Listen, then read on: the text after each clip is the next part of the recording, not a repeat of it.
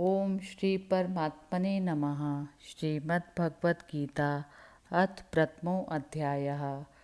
धृतराष्ट्रउवाच धर्मक्षेत्रे कुरुक्षेत्रे समवेतायुयुत्सवा मामका पांडवाश्च एव किम अकुर्वत संजय।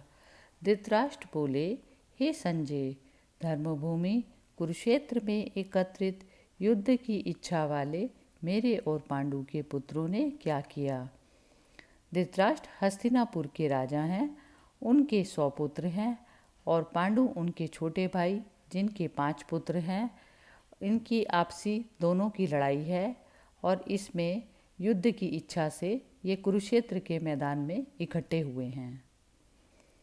संजय उवाच दृष्ट्वा तु पांडवानीकं वयूढं दुर्योधनस्तदा आचार्यम् उपसंगम्य राजा वचनम अब्रवीत।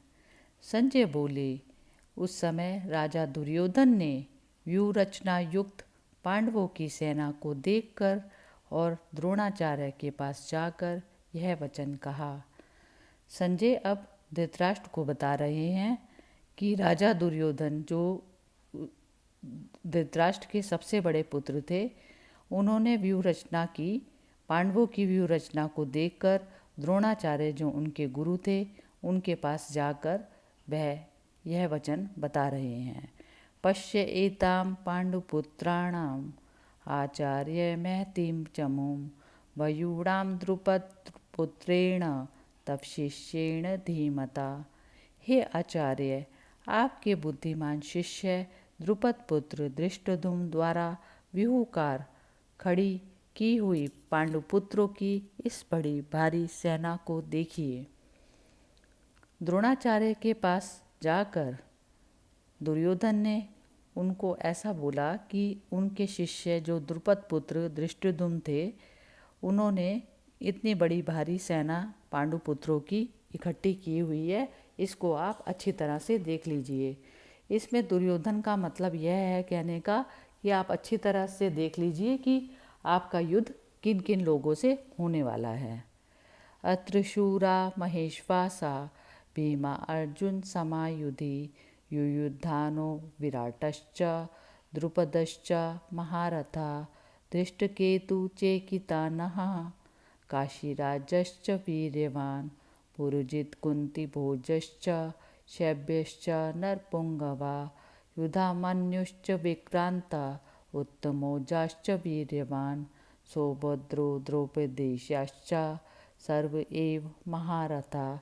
इस सेना में बड़े बड़े धनुषों वाले तथा युद्ध में भीम और अर्जुन के समान शूरवीर सात्यकी और विराट तथा महारथी राजा द्रुपद, धृष्टकेतु और चेकितान तथा बलवान काशीराज, पुरुजित, कुंतीभोज और मनुष्यों में शैब्य, पराक्रमी युधामन्यु तथा बलवान उत्तमौजा, सुभद्रा पुत्र अभिमन्यु एवं द्रौपदी के 5 पुत्र, ये सभी महारथी हैं। इस प्रकार दुर्योधन ने ये सभी जो पांडवों की तरफ से खड़े हुए थे, उन लोगों के बारे में बताया। अस्माकं तु विशिष्टा ये तानि बोध द्विजोत्तम नायका मम सैन्यस्य संज्ञार्थम तान ब्रवीमि ते। हे ब्राह्मण श्रेष्ठ, अपने पक्ष में जो भी प्रधान हैं उनको आप समझ लीजिए। आपकी जानकारी के लिए मेरी सेना के जो सेनापति हैं वह मैं उन्हें बतलाता हूँ। अब दुर्योधन अपने गुरु को ऐसा बता रहे हैं कि मेरे पक्ष में भी जो प्रधान हैं और जो सेनापति हैं उनके बारे में भी मैं आपको बतलाता हूँ। इसका मतलब यही है कि आपके को अपनी स्ट्रेंथ भी पूरी तरह से पता होनी चाहिए और दूसरे की भी पूरी तरह से पता होनी चाहिए। भवान् भीष्म च कर्णश्च कृपश्च समेतिजय अश्वत्थामा विकर्णश्च सोमदत्ति तथैव च।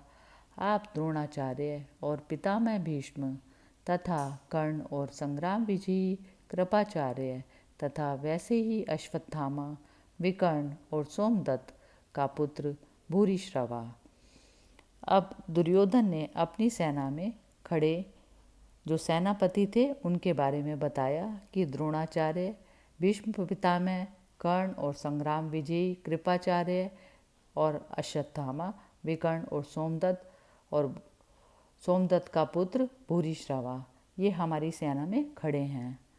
अन्य च बहवः शूरा मदर्थे त्यक्त जीविता नाना सहस्त्र प्रेरणाः सर्वे युद्ध विशारदा, और भी मेरे लिए जीवन की आशा त्यागने वाले बहुत से शूरवीर अनेक प्रकार के शस्त्र अस्त्रों से सुसज्जित और सबके सब युद्ध में चतुर हैं।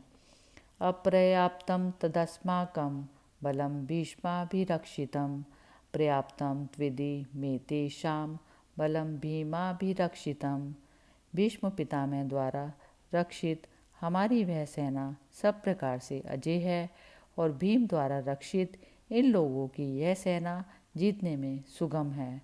वह अपनी सेना को बहुत स्ट्रॉन्ग बता रहा है दुर्योधन, और अपने दूसरे जो पांडवों की सेना है उसे वीक बता रहा है। अयनेषु च सर्वेषु यथा भागं व स्थिता भीष्म मे वा विरक्षन्तु भवन्तः सर्व एव ही। इसलिए सब मोर्चों पर अपनी अपनी जगह स्थित रहते हुए आप लोग सभी निसंदेह भीष्म पितामह की ओर से सब ओर से रक्षा करें। तस्य सज्जनयन हर्षम कुरु वृद्धे पितामह सिंहनादम विनोदच्चै शंखम दद्मौ प्रतापवान। कौरवों में वृद्ध बड़े प्रतापी पितामह भीष्म ने उस दुर्योधन के हृदय में हर्ष उत्पन्न करते हुए उच्च स्वर में सिंह की दहाड़ के समान गरज कर शंख बजाया। ततः शंखाश्च भैर्यश्च पणवानक गोमुखा सैसेवा अभियनंत सशब्द तुमुलो अभवत। इसके पश्चात शंख तथा नगारे तथा ढोल मृदंग और नरसिंगे आदि बाजे एक साथ ही बज उठे। उनका वह शब्द बड़ा भयंकर था।